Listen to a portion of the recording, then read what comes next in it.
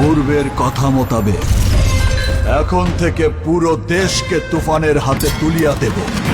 সে যা চাইবে পাইবে, যা করিতে চাইবে করিবে। তাহাকে কোনো কিছুতেই বাধা দেয়ার এখতিয়ার কেউ রাখিতে পারবে না।